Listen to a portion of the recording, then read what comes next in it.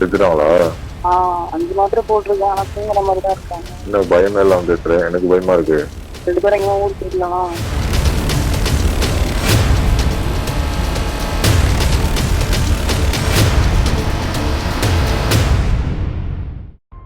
கொலை சம்பவத்திற்கு 15 தினங்களுக்கு முன்பாக கணவனிடம் சண்டையிட்டு அபிராமி மாயமான நிலையில் தனது தாய் அங்கிள் வீட்டில் இருப்பதாக சிறுவன் அடையாளம் காட்டியது.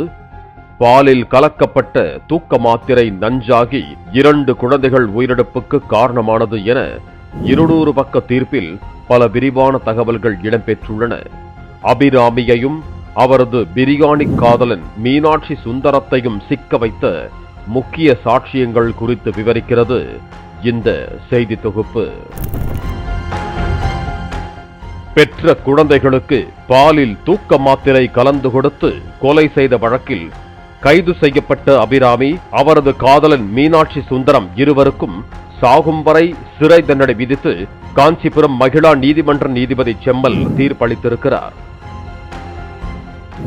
மொத்தமாக இருவருக்கும் தலா 15,000 ரூபாய் அபராதமும் அதனை செலுத்த தவறினால் 3 ஆண்டுகள் சிறை தண்டனையும் விதிக்கப்பட்டுள்ளது. 200 பக்கங்கள் கொண்ட அந்த தீர்ப்பு நகலில் பல்வேறு புதிய தகவல்கள் இடம்பெற்றுள்ளன. இந்த வழக்கில் மொத்தம் கணவர் விஜய், ஹவுஸ் ஓனர் கவிதா ராமகிருஷ்ணன் உள்ளிட்ட 22 பேர் முதலில் சாட்சியாக சேர்க்கப்பட்டனர். மேலும் 7 சாட்சிகள் கூடுதலாக சேர்க்கப்பட்ட நிலையில் 25 பேர் அளித்த சாட்சியத்தின் அடிப்படையில் தீர்ப்பு வழங்கப்பட்டது. சாட்சியாக சேர்க்கப்பட்ட அபிராமியின் தந்தை, சகோதரர் பிரசன்னா உள்ளிட்ட 4 பேரை விசாரிக்கவில்லை. குழந்தைகளுக்கு பாலில் தூக்க மாத்திரையை தான் கலந்து கொடுக்கவில்லை என்றும் தனது கணவர் செய்துவிட்டு தன் மீது பழி போடுவதாகவும் எதிர்வாதம் செய்த அபிராமி தரப்பு 2 குழந்தைகளின் உடலிலும் எந்த காயங்களும் இல்லை என்று கூறினர். கொலைக்கு 15 நாட்களுக்கு முன்பாக மீனாட்சி சுந்தரம் வீட்டில் அபிராமி தங்கி இருந்ததை சிறுவன் அஜய் தங்களிடம் காட்டிக் கொடுத்த நாளில் இருந்தே அந்த குழந்தைகளின் மீது அபிராமி கோபத்தில் இருந்ததாக கூறினார் கணவர் விஜய். கடந்த 2019ஆம் ஆண்டு பிப்ரவரி மாதம் 23ஆம் தேதி தன்னை சந்தித்த அபிராமியின் தந்தை, நீங்கள் சாட்சியை மாற்றிச் சொன்னால் அபிராமிக்கு குறைந்தபட்ச தண்டனை கிடைக்கும் என்று கூறியதாகவும் தான் கோர்ட்டில் பார்த்துக் கொள்ளலாம் என்று கூறியதாகவும் விஜய் சாட்சியம் அளித்திருந்தார். 2 குழந்தைகளுக்கும் 2 வேறு தூக்க மாத்திரைகளை பாலில் கலந்து கொடுக்கப்பட்டிருந்ததையும் அது நஞ்சாகி 2 குழந்தைகளின் உயிரிழப்புக்கு காரணமானதாக பிணக்கூராய்வு மற்றும் தடய அறிவியல் ஆய்வு மூலம் உறுதி செய்யப்பட்டது. இது தெரியாமல் மயக்கத்தில் இருப்பதாக நினைத்து 2 குழந்தைகளையும் மூக்கையும் வாயையும் பொத்திக் கொன்றதாக அபிராமி கூறியிருப்பதும் தெரிய வந்தது. இந்த கொலை குறித்து காதலனுடன் அபிராமி பேசிய ஆடியோ மற்றும் செல்போன் உரையாடல்களும் முக்கிய ஆதாரமாக அமைந்தன. குழந்தைங்க 2 பேருக்கும் பால்ல 5 தூக்க மாத்திரை போட்டு கலந்து கொடுத்துருக்கேன். நல்லா ஆனா அவங்க பார்க்க தூங்குற மாதிரி இருக்கு. ஆனா அவரை வச்சு போட்டு வச்சிருக்கேன். 5 மாத்திரை போட்டிருக்கேன். ஆனா தூங்குற மாதிரி தான் இருக்காங்க. என்ன பயமே இல்லாம பேசுறேன், எனக்கு பயமா இருக்கு. சரி, இப்ப என்ன பண்ணலாம்? என்ன பண்றது எனக்கு தெரியல. 2 பேரும் எங்கேயும் ஊருக்கு போயிடலாம். அது நான் உன்னை ஓடி போட்டுக்கோசம் தான் என்ன பிளான் பண்ணேன். ஹவுஸ் ஓனர் இருக்காங்களா பாரு. அது 11 மணி ஆகுது. யாரும் அவங்க இருக்க மாட்டாங்க. யாருமே இல்ல வெளியே? யாரும் இல்ல. எனக்கும் ஹோட்டல்ல வேலை முடிய போகுது, முடிஞ்சிச்சு. நானும் வரேன். உங்க வீட்டுக்காரர் வருவாரா இப்போ? வருவாரா என்னன்னு தெரியல எனக்கு.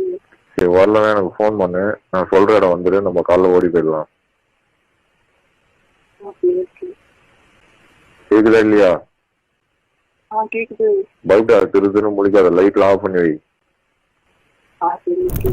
கொலைக்கு பின்னர் நகையை அடமானம் வைத்து 17,000 ரூபாய் பணம் பெற்று கோயம்பேட்டில் சென்று ஸ்கூட்டியை விட்டு நாகர்கோவிலுக்கு தப்பிச் சென்றதையும் போலீசார் ஆதாரம் மற்றும் சாட்சியத்துடன் நிரூபித்தனர்.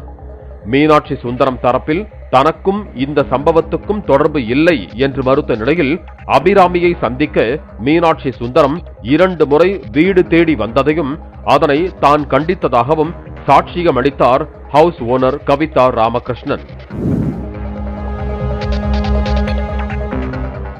மேலும் கொலை நடப்பதற்கு 15 தினங்களுக்கு முன்பாக அபிராமி வீட்டில் இருந்து மாயமாகி விட்டதாகவும், தீவிரமாக தேடிய பின்னர் மீனாட்சி சுந்தரம் வீட்டில் ஒரு பகல் ஒரு இரவு தங்கி இருந்தவரை சமரசம் பேசி அழைத்து வந்ததாகவும், சம்பவத்தன்று குழந்தைகளுக்கு பாலில் மாத்திரை கலந்து கொடுத்துவிடு என்று வீட்டு வாசலில் நின்று மீனாட்சி சுந்தரம் அபிராமியிடம் பேசியதை கேட்டதாகவும், பின்னர் அபிராமியின் ஸ்கூட்டியை மீனாட்சி சுந்தரம் ஓட்ட அபிராமி பின்னால் அமர்ந்து ஒன்றாக வெளியில் சென்றதாகவும் ஹவுஸ் ஓனர் சாட்சியம் அளித்தார்.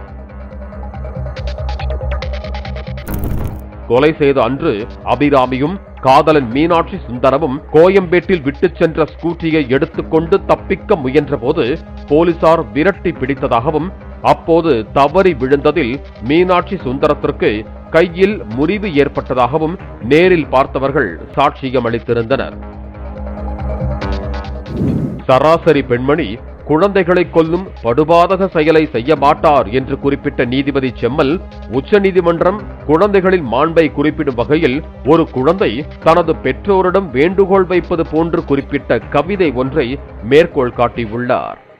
குற்றச்சம்பவத்துக்கு பின்னர் வீட்டில் இல்லாமல் அபிராமியும் காதலனும் தலைமறைவானது, அவர் நஞ்சு மாத்திரை வாங்கியது, அதனை குழந்தைகளுக்கு பாலில் கலந்து கொடுத்தது ஆகியவை சந்தேகத்திற்கு இடமின்றி நிரூபிக்கப்பட்டதால் இருவருக்கும் சாகும் வரை சிறை தண்டனை விதிக்கப்பட்டதாக நீதிபதி செம்மல் கூறியுள்ளார். குற்றவாளிகள் என்னதான் சட்டத்தின் ஓட்டைகளை பயன்படுத்தி தப்பிக்க நினைத்தாலும் இது போன்ற நீதிபதிகளின் நேர்மையான விசாரணையில் குற்றவாளிகள் தப்பிக்க இயலாது என்பதற்கு இந்த வழக்கே சாட்சி. திட்டமிட்டு செய்தாலும் திடீரென்று செய்தாலும் குற்றம் கேடு தரும்.